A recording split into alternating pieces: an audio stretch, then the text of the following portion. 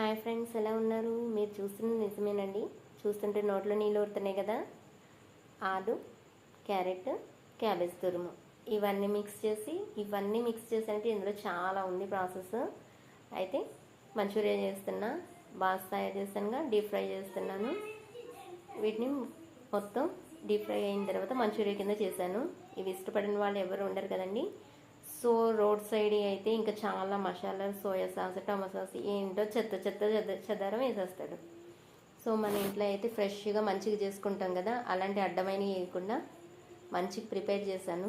పిల్లలకి హెల్దీ కూడా. సో చూస్తున్నారా, నచ్చిందా ఫ్రెండ్స్ నా వీడియో? ఇంకా ఫైనలీ నిమ్మకాయ వేసుకొని తింటే ఉంటుంది, మామూలుగా ఉండదు. ఎంతైనా మంచూరియా చాలా టేస్టీగా ఉంటుందండి. ఓన్లీ వెజ్ ఇది, నాన్ వెజ్ కాదు.